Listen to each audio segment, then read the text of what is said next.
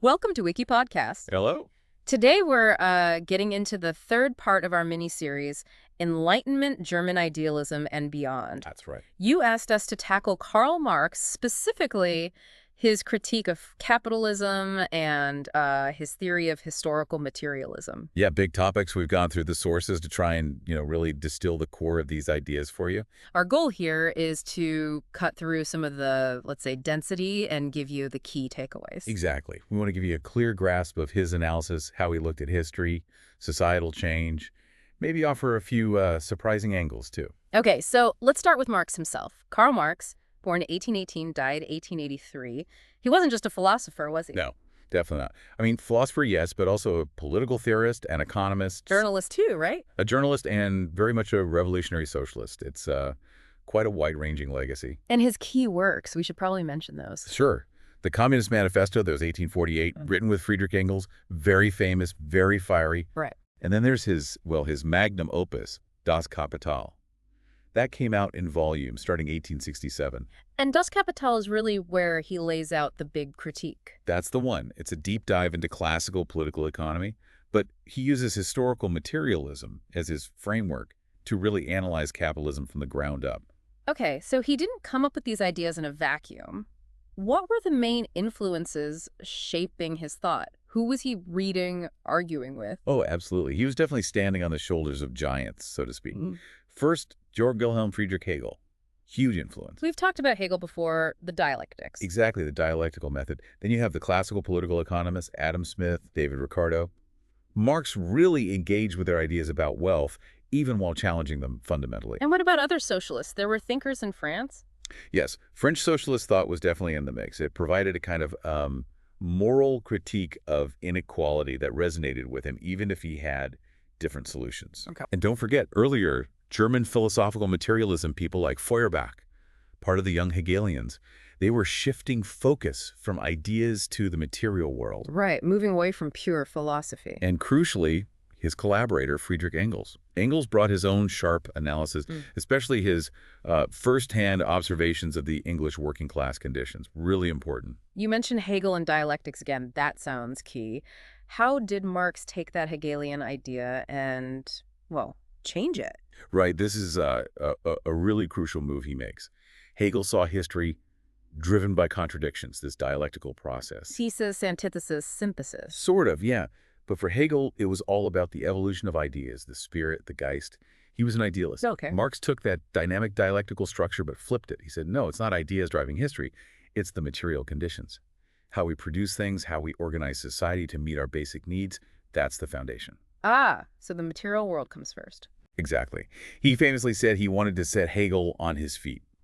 Take the dialectic from the realm of abstract ideas and ground it in concrete material reality. Setting Hegelianism on its feet. I like that. Okay, so this materialist approach, that leads directly to historical materialism, his big theory. Precisely.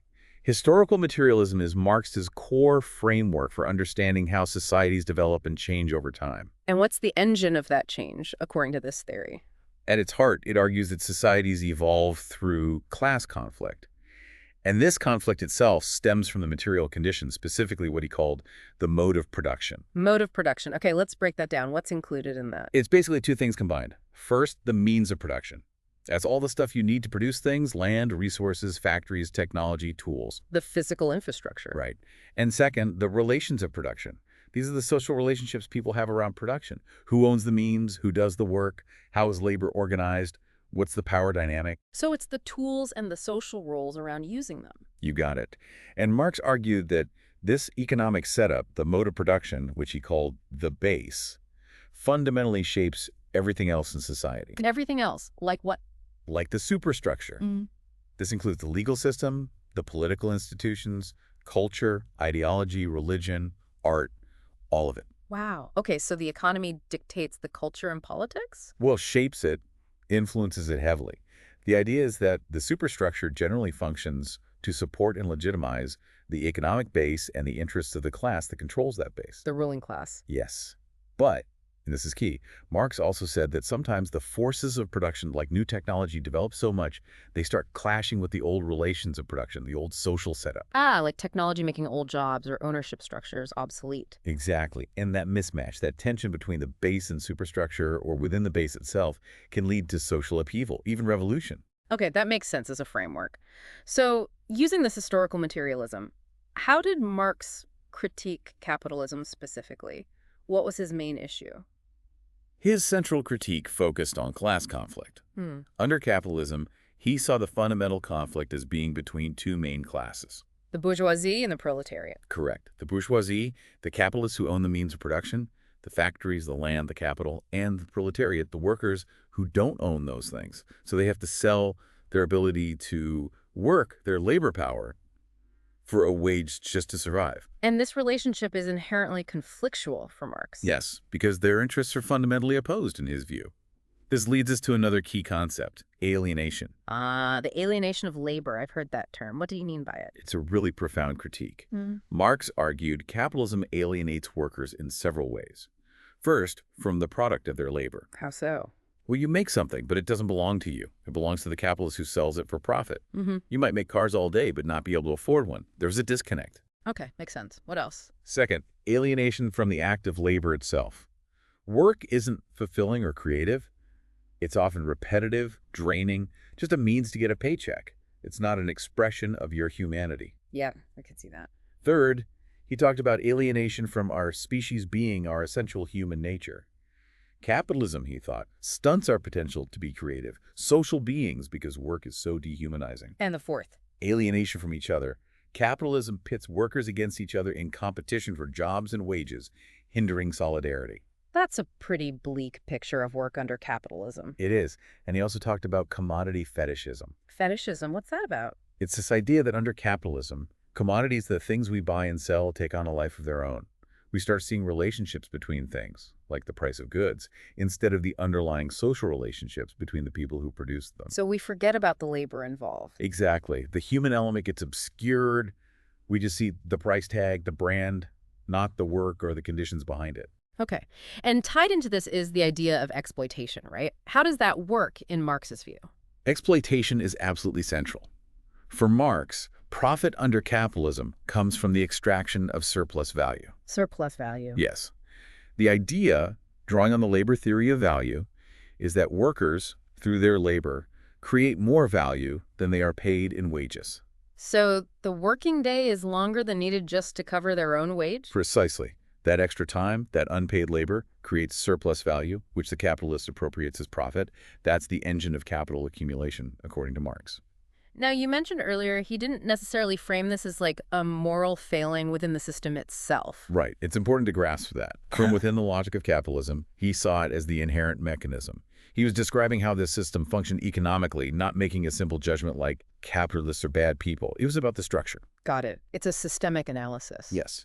And this system, based on surplus value extraction, was, in his view, inherently unstable and prone to crisis Why unstable? because of its internal contradictions. He pointed to things like recurring cycles of boom and bust, economic depressions, mass unemployment.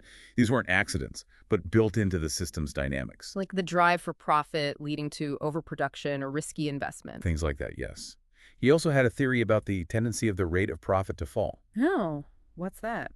The basic idea is that as capitalists invest more and more in technology and machinery, what he called constant capital relative to human labor, variable capital, the source of surplus value, the overall rate of profit across the economy would tend to decline over the long run. Because machines don't create surplus value, only labor does. In his theory, yes. This falling rate of profit would then intensify competition and potentially trigger deeper crises. Okay, so we have class conflict, alienation, exploitation, instability. You also mentioned ideology earlier, connecting to the superstructure. How does ideology fit into maintaining this system? Marx argued that the dominant ideas in society, the ideology, tend to reflect the interests of the ruling class, the bourgeoisie in this case. So ideas about private property, free markets, individualism. Exactly. These ideas are presented as natural, universal, common sense. But Marx argued they actually serve to justify the capitalist system and obscure the reality of exploitation. Making the system seem legitimate. Right. Engels later used the term false consciousness for this. It's when the oppressed class, the proletariat, internalizes the ideology of the oppressor and doesn't recognize its own true interests or the exploitative nature of the system. So the system kind of blinds people to its own workings. That's the argument. It creates a sort of veil. But interestingly, Marx didn't only see capitalism negatively. Really? After all that? Yeah, it's a bit paradoxical. He actually saw capitalism as playing a revolutionary and historically progressive role. How so? That seems contradictory. Well, he acknowledged that the capitalist drive for profit and competition led to incredible advancements. Think about industrialization, massive increases in productivity, technological innovation, global markets. Okay, yeah. The modern world, essentially. Right. Capitalism, in its relentless expansion, smashed feudalism, broke down old barriers, and created a truly global system. It developed the means of production to an unprecedented degree. So it created the material basis for something potentially better, even while being exploitative. That was his view.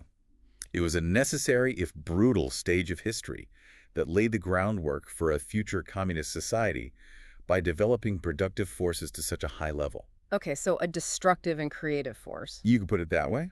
But ultimately, he believed its own internal contradictions would lead to its end. The inevitable collapse of capitalism, that's the famous prediction. Yes. He argued the system contained the seeds of its own destruction. The crises would get worse, the proletariat would grow larger, more organized, and more conscious of its exploitation. Leading to revolution. Leading, he believed, to the proletariat seizing power. Remember that quote from the manifesto? What the bourgeoisie therefore produces, above all, are its own gravediggers. Its fall and the victory of the proletariat are equally inevitable. Gravediggers. Very vivid. So how did he see this planned out? The workers just rise up. He saw it as a process. As capitalism develops, workers are brought together in factories, cities. They share experiences, they communicate. This fosters the development of class consciousness. An awareness of their shared situation and enemy. Exactly. A realization that their interests are opposed to the capitalists. This consciousness would then fuel political organization, unions, parties, and eventually a revolutionary movement to overthrow the capitalist state and seize the means of production. And after the revolution, what was the envisioned communist society like? The ultimate goal was a classless society. No more bourgeoisie, no more proletariat. The means of production would be owned collectively, managed by the free association of producers. So workers controlling their own workplaces and the economy. Essentially, yes. Yeah. In this society, alienation would supposedly end, work could become fulfilling, and human potential could flourish. He also believed the state, as an instrument of class rule, would eventually wither away because there'd be no class divisions to manage or enforce. No state at all. That was the long-term vision, though he did talk about a transitional phase, the dictatorship of the proletariat, where the working class would use state power to solidify the revolution and reorganize society before that eventual withering away. Okay. It's a lot to take in. These ideas from the 19th century still debated so fiercely today. Absolutely. Which brings us to maybe a final thought for you, the listener. Yeah, what's something provocative to leave us with? Well, think about how Marx's analysis, written over 150 years ago, still sparks discussion about inequality, about economic crises, about the power dynamics in our world. It does feel relevant sometimes. So here's the question.